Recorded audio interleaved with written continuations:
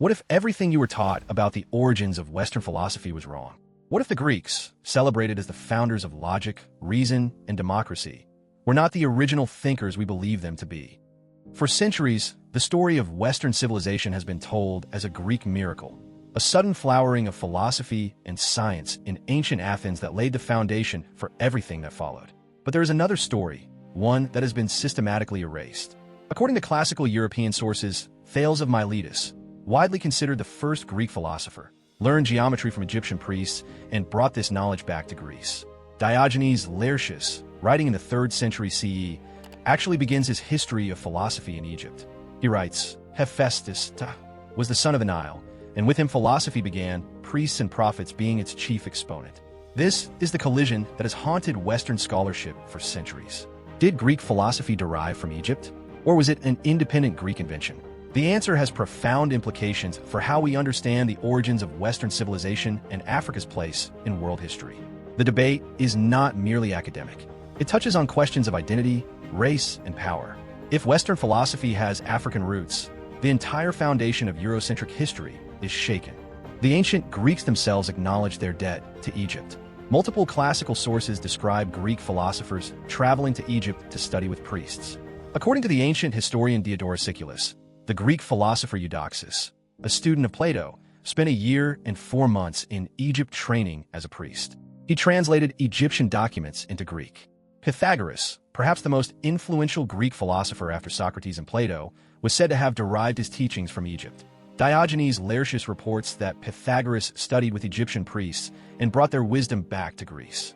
Democritus, the founder of atomic theory, was also said to have traveled to Egypt. Clement of Alexandria lists Democritus among the Greek philosophers who studied with Egyptian priests. Even Plato, the most celebrated of all Greek philosophers, was reported to have studied in Egypt. Cicero, writing in the 1st century BCE, states that Plato traveled to Egypt to learn from the priests.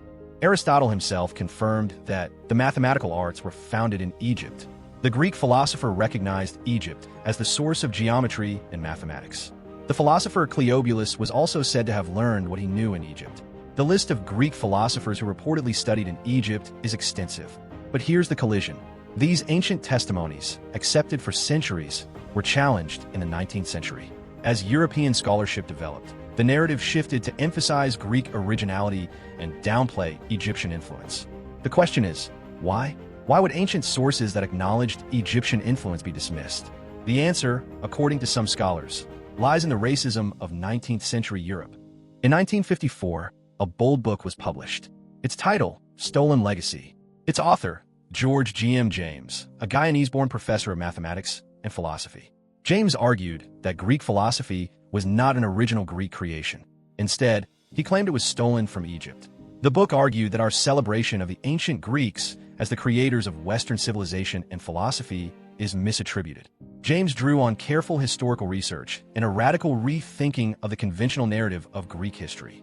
He argued that Greek philosophy was the offspring of the Egyptian mystery system, a formal system of education that had existed for thousands of years before Greece. James asserted that this massive intellectual and cultural theft helped lend credence to the damaging notion that the entire continent of Africa has contributed nothing to world civilization. For James, the erasure of Egypt's contributions was not an accident.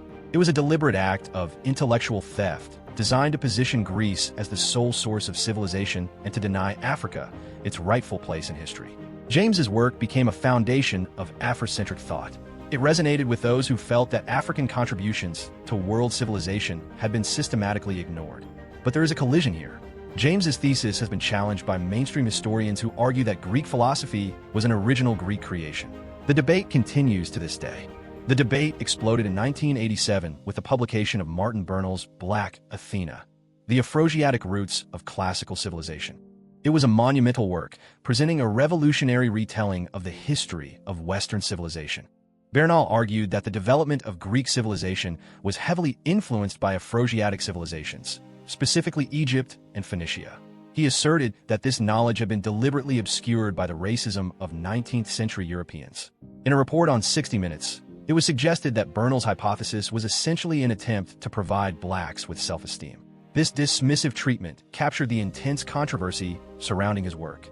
Bernal responded to his critics in 2001 with Black Athena Writes Back. He provided additional documentation to back up his thesis and offered persuasive explanations of why traditional scholarship on the subject remains inaccurate. One of Bernal's key claims was that the Greek goddess Athena was derived from the Egyptian goddess Neith. He suggested the name Athena was linked to the Egyptian Ht-Nt, meaning Temple of Neith.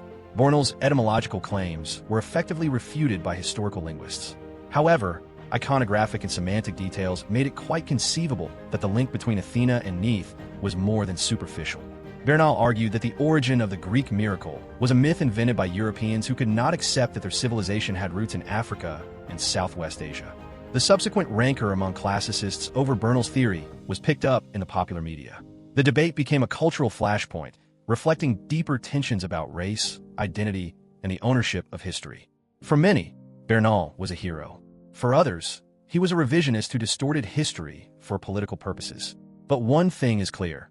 His work forced a re-examination of the foundations of Western civilization. Beyond the controversial claims, there's a solid body of evidence for Egyptian influence on Greek thought. This is not a matter of stolen knowledge, but of cultural exchange. Egyptian civilization influenced Greek civilization in many aspects, especially in Greek philosophy and religion. Despite the differences between the two societies, there are many similarities showing the influences of Egypt on the archaic Greek sciences. Alexander conquered Egypt in 332 BCE, but there had been cultural exchanges between the two countries long before then. Ionians and Carians are known to have served as mercenaries in the Egyptian army in the 7th century BC. Naucratis was declared a Greek free trade zone by the pharaoh Amasis in 560 BC. This Milesian Greek settlement was established in the Canopic branch of the Nile in the western delta, serving as a major center of cultural exchange. The Greeks assumed that the Egyptian gods were the same as their own gods, but in different form. Zeus was identified as Egyptian Ammonius, the chief deity in the ancient Egyptian period, and Apollo with the Egyptian sky and sun god, Horus. Despite some differences, the early Greeks accepted that these were their gods. Egyptian gods were not unknown on the Greek mainland. An inscription found in the port of Athens, Piraeus, records the presence there of a temple to Isis/Osiris in 333 BCE, before Alexander's conquest of Egypt. This is the collision that cannot be ignored. The ancient Greeks did not develop in isolation. They were part of a Mediterranean world where ideas flowed freely between Egypt, the Near East, and Greece. The shared iconography between Athena and Neith, the identification of Zeus with Ammonius, the presence of Greek mercenaries and merchants in Egypt, all point to a world of contact and exchange that shaped both civilizations. Central to the claim of Egyptian influence on Greek philosophy is the idea of the Egyptian mystery system, a formal education system in Egyptian temples that taught philosophy, science, and spirituality.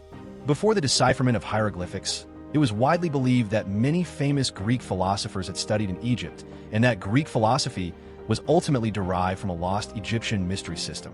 The notion that these individual sessions were part of an extensive formal program of education derives from the historical novel Thesis, 1731, by Abbe Jean Terrasson. This book pretended to be based on lost original sources and offered a detailed portrait of a complex Egyptian university system. Thesis was translated into several European languages and widely popularized in the rituals and mythology of Freemasonry. It influenced generations of thinkers who believed in an ancient Egyptian wisdom tradition. But here's the collision. The existence of such a formal Egyptian mystery system of education was not confirmed by actual Egyptian sources once they could be read and translated. The myth of a secret Egyptian university system was a fiction. Today, scholars maintain that although the Greeks had great respect for Egyptian wisdom and piety, what has always been known as Greek philosophy derives from the original work of Greeks. This does not mean that there was no Egyptian influence. Greek philosophers traveled to Egypt and respected Egyptian wisdom. But the notion of a formal Egyptian school that created Greek philosophy is not supported by the evidence.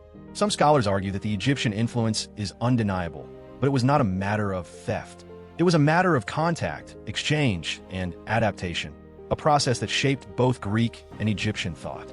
One of the most compelling cases for Egyptian influence on Greek philosophy involves the Book of Nut, a 2nd millennium BCE astronomical treatise, and the philosopher Anaximander of Miletus. The Book of Nut displays a close formal homology with what we can reconstruct of Anaximander's work. It is a graphic illustration of the earth and heavens, accompanied by a lengthy exposition in prose. Like Anaximander's treatise, The Book of Nut discusses the origin of the heavens and the motion of the stars, puts forth a theory of sunrise, sunset, and night, and gives an account of the phases of the moon.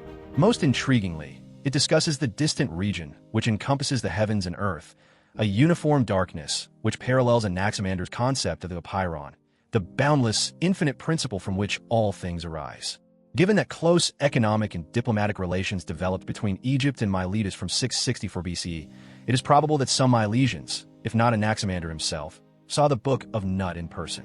The Book of Nut was displayed in a tomb at Thebes, built in the mid-7th century BCE by the lector priest Pythagoras. This tomb was a public museum of Egyptian philosophy, showcasing many astronomical and cosmological texts. Inscriptions in the tomb explicitly identify it as a tourist attraction. The pictorial nature of many texts makes them legible even to visitors who cannot read hieroglyphs. Direct influence of Egyptian cosmology on the beginnings of philosophy in Greece is therefore plausible. But what kind of influence should we imagine? State priests were court officials, charged with preserving a national cultural tradition already thousands of years old. Their careers were made on the mastery of dead languages and difficult scripts. The encounter between Milesian and Egyptian thought was therefore not only a meeting of two cultures, it was a meeting of two distinct phases in the typical development of an intellectual tradition. Greek thinkers were innovators. Egyptian priests were preservers. Perhaps the most provocative claim of Egyptian influence on Western thought involves the doctrine of the Trinity. Egyptian theology, according to scholars, anticipated Christian theology. The Egyptian theory of the spiritual part of man to that which underlies so much Christian speculation. There is the same distinction between soul and spirit, the same belief in the resurrection of a material body and in a heaven which is but a glorified counterpart of our own earth. The indebtedness of Christian theological theory to ancient Egyptian dogma is nowhere more striking than in the doctrine of the Trinity. The very terms used of it by Christian theologians meet us again in the inscriptions and papyri of Egypt. The Egyptian triad consisted of a divine father, wife, and son. It was a counterpart of the human family, belonging to the same order of ideas as that which explained the creation of the world by a process of generation. With the spread of the Osirian form of faith, the doctrine of the Trinity became universal throughout Egypt. Osiris was made the head of a triad, in which Isis was the second person and Horus, the avenger of his father, was the third. The Egyptian Trinity was thrown into the crucible of Greek philosophy. The Platonic doctrine of ideas was adapted to the Egyptian doctrine of personality, and the three persons of the Trinity became unity, mind, and soul. This does not mean that Christianity is simply Egyptian religion repackaged, but it suggests that Egyptian theological concepts played a significant role in shaping the intellectual framework of early Christianity. So, what does this leave us?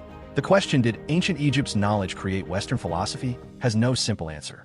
It depends on how you define create and what you mean by philosophy. In one sense, the answer is no. Greek philosophy as we know it, with its distinctive methods, questions, and intellectual culture, was a Greek creation.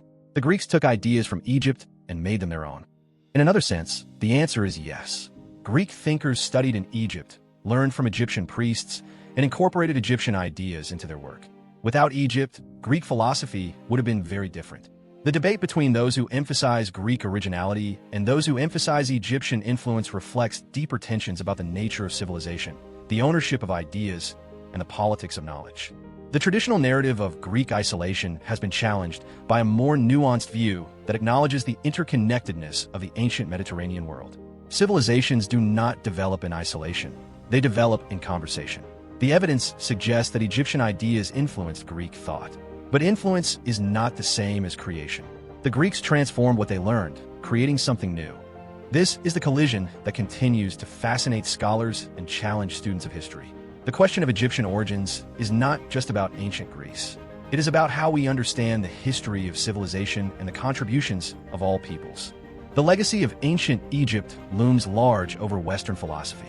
Whether you believe that Greek philosophy was stolen from Egypt or merely influenced by it, the connection is undeniable. The ancient Greeks themselves acknowledged their debt to Egypt. They traveled to Egypt, studied with priests, and incorporated Egyptian ideas into their work. This is not a matter of opinion. It is a matter of historical record. The claims of George G.M. James and Martin Bernal represent a challenge to the traditional narrative of Western civilization. They force us to question who created philosophy and who deserves credit for the ideas that shaped the modern world. But the truth is more complex than either side admits. Greek philosophy was not a simple theft from Egypt, nor was it a pure Greek invention. It was a synthesis, a meeting of cultures that created something new. The question, did ancient Egypt's knowledge create Western philosophy, may never have a definitive answer. But the question itself is important. It forces us to think about the nature of civilization, the flow of ideas, and the contributions of all peoples to the story of human achievement. What is clear is that Egypt was not a passive recipient of Greek ideas.